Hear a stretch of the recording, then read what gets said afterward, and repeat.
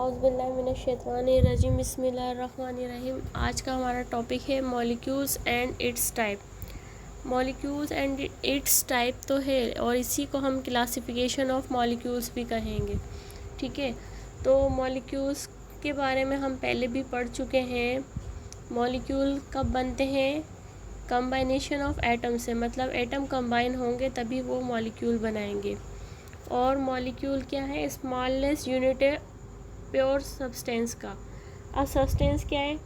Piece of matter, pure piece of matter pure substance बनाएगा। ठीक है, मैटर का प्योर मटेरियल होगा, प्योर पीस होगा, a piece of pure matter to make substance. ठीक है, मॉलिक्यूल क्या करेंगे? डिफरेंट प्रॉपर्टीज़ रखते हैं। सही है, show properties of a substance, substance में अपनी प्रॉपर्टीज़ दिखाते हैं। और मॉलिक्यूल कैन एग्जिस्ट इंडिपेंडेंटली, ये इंडिपेंडेंटली भी रहते हैं। अब किस तरीके से? ये हमारे पास मोनो एटॉमिक क्लासिफिकेशन है इसकी। ठीक है, टाइप्स भी बोल सकते हैं, क्लासिफिकेशन भी बोलते हैं। Mono atomic molecule. अच्छा, यहाँ पर एटम्स को आप देखें, यहाँ पर क्लासीफाई किया है कितने, उसमें 6 क्लासिफिकेशन किए, 6 ग्रुप में। तो हम इसको करने से पहले हमें एक वर्ड पता होना चाहिए, एटम। एटम हमें पता है स्मॉलेस्ट पार्टिकल है मैटर का। अब यहाँ पर हमारे पास एटम को इन्होंने अलग-अलग ये काउंटिंग में जो नाम दिया है इसको बोलते हैं एटॉमिसिटी। क्या बोलते हैं? एटॉमिसिटी। यहाँ मैं लिखकर बता देती हूँ।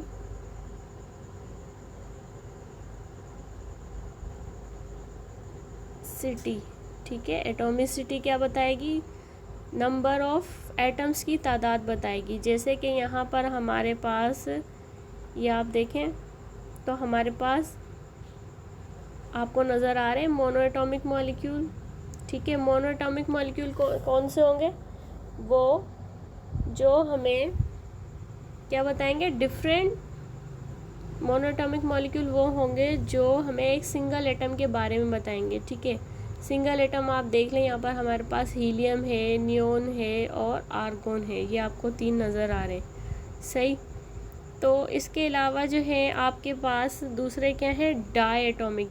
डाई मीन्स 2, ये आपको नज़र आ रहे हैं, 2 लिखे हुए हैं यहाँ पर। Di means 2। तो ये जो है आपके 2 एटम को शो करवा रहे हैं। यहाँ पर आप देखें तो हाइड्रोजन के आपके पास कितनी तादाद है एटम्स की? 2 एटम मौजूद हैं। ऑक्सीजन के भी 2 मौजूद हैं। इसी तरह इसको ट्राई को क्या नाम दे दिया? Try means 3। ये यहाँ पर आप देखें ट्राई मीन्स 3 लिखा हुआ है। तो इस तरीके से ये यहाँ पर आपको बताया जा रहा है। अच्छा जी, और आगे क्या लिखा हुआ है? Try means 3। अब 3 एटम कैसे? 3 एटम कैसे? आप देखें 2 हाइड्रोजन के और 1 ऑक्सीजन एटम है। इसी तरह 1 कार्बन का और 2 ऑक्सीजन एटम, तो इन्होंने मिलकर ट्राई एटॉमिक मॉलिक्यूल बना दिया। पॉली एटॉमिक मॉलिक्यूल जो है आप देख लें, poly means many atom. 4 atom आप देख रहे हैं हाइड्रोजन के हैं और 1 एटम कार्बन का है, ये मीथेन बनाया। और आगे लिखा हुआ है H2SO4 सल्फ्यूरिक एसिड का फार्मूला है। आप देखें इसमें भी डिफरेंट एटम्स मिलके ही क्या बना रहे हैं? मॉलिक्यूल बना रहे हैं। और मॉलिक्यूल कौन सा बना रहे हैं? पॉली। और साथ में ये आपको क्या नज़र आ रहा है? डिफरेंट मिल रहे हैं।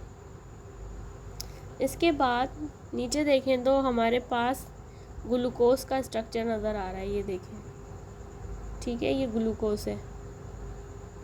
अब इसके अलावा अब हमारे पास और क्या है? हमारे पास है होमो एटॉमिक मॉलिक्यूल। होमो मीन्स सेम, हेट्रो मीन्स बराबर वाले बॉक्स में, डिफरेंट।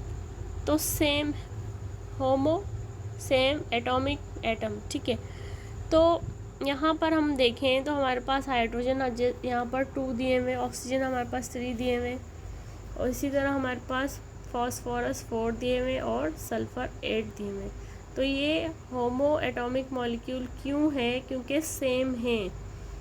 तो ये यहाँ पर हमें पता लग गया कि सेम एटम जो हैं उनकी तादाद भले कितनी भी हो लेकिन सेम हो, तो हम उन्हें क्या कहेंगे, होमो एटॉमिक मॉलिक्यूल। सही। इसी तरह अगर हम चाहें तो यहाँ पर हम कार्बन लिख देते हैं कि कार्बन हमारे पास 4 हैं। इसी तरह अगर हम बोले कि फॉस्फोरस हमारे पास 2 हैं, तो है तो सेम एटम। इसी तरह हम बोले नाइट्रोजन, तो नाइट्रोजन हमने 2 बोले, तो ये हमारे पास 2 हैं। ठीक है, तो इस तरीके से हम उनकी क्लोरीन लिख लिया हमने। ठीक है, इसके नीचे अगर मैंने 2 लगा दिया तो ये डायटोमिक मॉलिक्यूल हो गया। डायटोमिक भी है, 2 जो लगाया मैंने डायटोमिक है। अगर 2 से ज़्यादा हैं, सेम तो है, होमो है, तो इस तरीके से आपके पास जो तादाद आएगी वो मतलब सेम एटम होगा, उसको हम बोलेंगे होमो एटॉमिक मॉलिक्यूल। नेक्स्ट हमारे पास क्या है, हेट्रो मॉलिक्यूल। तो ये यहाँ पर आप देख रहे हैं कि हमारे पास हेट्रो में क्या दिया हुआ है, molecule consist of different types of atom. अब यहाँ पर आप देखें कार्बन भी है और ऑक्सीजन भी है, 2 मॉलिक्यूल उसके भी हैं। दोनों ने मिलके एक पूरा मॉलिक्यूल बनाया है, कार्बन डाइऑक्साइड। इस तरह हाइड्रोजन के 2 एटम और ऑक्सीजन का 1, इन दोनों ने भी मिलके एक बना दिया। अब यहाँ पर आप देखें तो ये इस वजह से हेट्रो है। और एक चीज़ आपने यहाँ नोट की कि हमारे पास ये ट्राई में भी आ रहा है। ये देखें, ट्राई में हम इस तरीके से, इस नज़रिए से देख रहे हैं कि हमारे पास 3 एटम है, तो हमने इसको ट्राई का नाम दे दिया। ठीक है, 2 ये रहे वाटर मॉलिक्यूल के, हाइड्रोजन के 2 और ऑक्सीजन के 1। इसी तरह कार्बन का 1 और ऑक्सीजन के 2। लेकिन आपने यहाँ पर देखा कि यहाँ पर ट्राई भी है, ट्राई एटॉमिक मॉलिक्यूल भी नज़र आ रहे हैं, और साथ में इसको हम क्या कह रहे हैं कि ये हेट्रो है। हेट्रो क्यों है, क्योंकि डिफरेंट, इनके अंदर आप देख रहे हैं डिफरेंट एटम शामिल हैं। अब ये यहाँ पर ज़रूरी नहीं यही हो, हम ऐसा कर सकते हैं यहाँ पर, लेट्स सपोज C6H12O6। ठीक है, तो ये हमारा हो गया ग्लूकोज। हेट्रो एटम नज़र आ रहे हैं।